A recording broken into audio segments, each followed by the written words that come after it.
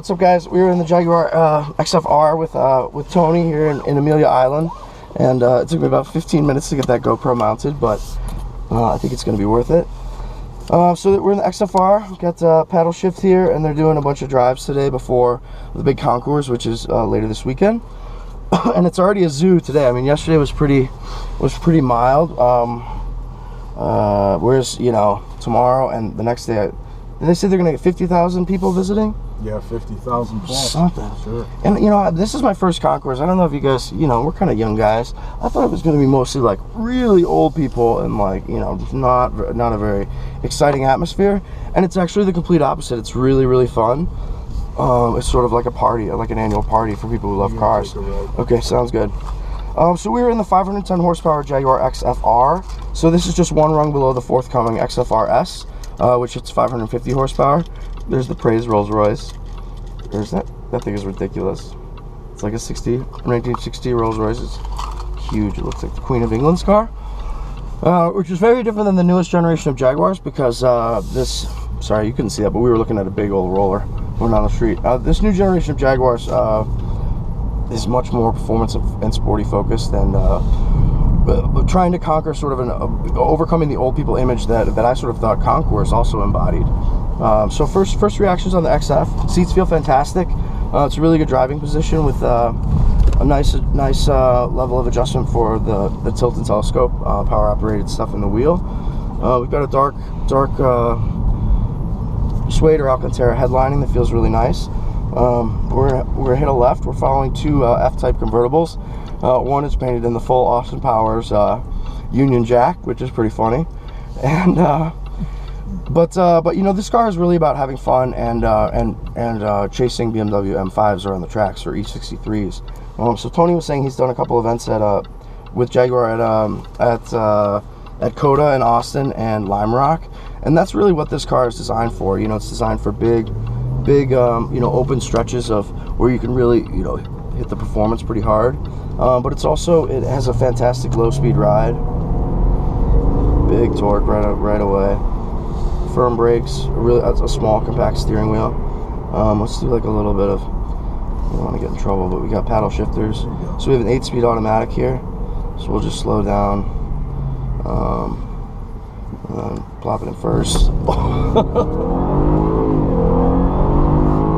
I think I just scared our Escort, which is always a good sign. Wow, this ZF 8-speed automatic is fantastic. It's really responsive, and obviously that, in addition to the kickdown from second to first before we hit the throttle right there, it was, you know, the torque converter locked up and shot us, you know, forward really dramatically. Other first impressions. The steering is extremely natural in how it behaves. This is a classic hydraulic setup, and it's definitely worth it versus the newest electronics. So we're gonna hit a right. We're following the F types around, and they've actually got an F type coupe here, which looks really good. I mean, we are thick into the F type coupe marketing campaign after the British Villains and Good to Be Bad promotion with the Super Bowl. And it's great. I think the car is going to be really successful at a couple things. You know, I think it's going to sell a number of cars, and I think it's also going to add some youthfulness to Jaguar's image, because to help sell, you know, these hot XFs, and then the forthcoming XE, which is a shorter wheelbase version of this model. Oh, I guess I got it in manual. So it was in second gear. I just did 3 quick upshifts right away. We're now in 5th, which is fantastic. So we got it in, and it's just been in drive this whole time. So, but I was pretty stunned by that. What did you think of that? It's nice. This is pretty speedy. And I don't even think my foot was on the floor, which is pretty great. What does this one do to 60 miles an hour? About like 4 point. Yeah, do you know the number? I mean, you know the number. I believe 4 9s in that range. Okay. I mean, Jaguar's very conservative on 0 to 60. For sure. Yeah, they definitely are. I think you do a lot better than that. And you're not even in sport. That's right. We'll see. So we'll drop it in sport. Obviously, we need to stay within the legal. Yeah, we don't want to get in trouble, but it's you know, Amelia Island's a huge draw, or the concourse, I should say, is a huge draw for Amelia in general. So let's just do like a second gear. So before, when we hit the throttle really hard, we had it in first gear. Let's try it in second. It's not going to kick down.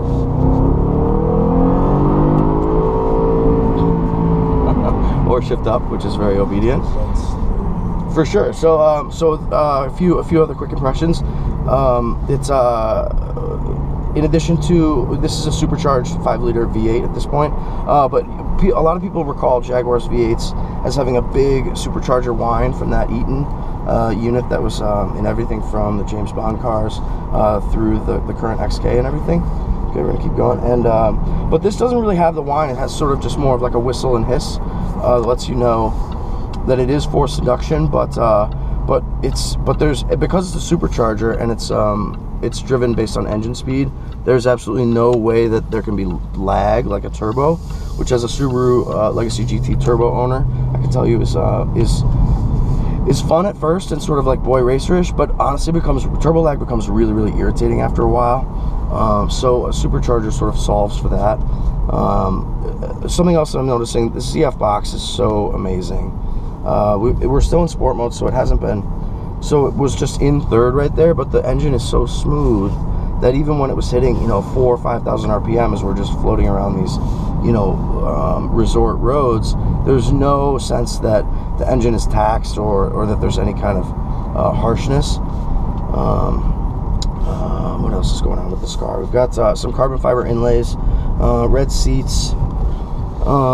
We've got a really badass body kit. This car looks really good on the outside. It has sort of like the cat's whiskers of the LED, which like it's silly to call them that, but if you see it like in the complete darkness, they do kind of look like whiskers, and they look fantastic.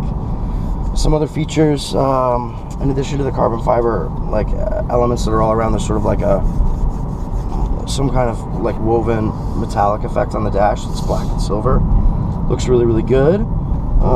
Big sunroof, big back seat, and of course the advantage of any car like this, like the E63, the M5, or the XFR, is that for all intents and purposes, you could take your grandma to church in this car, but you could also give her a heart attack on the way home. So that's pretty good. All right, well, this has been Tom Burkart for Car Revs Daily, driving the 2014 Jaguar XFR. Thanks. Have a great day.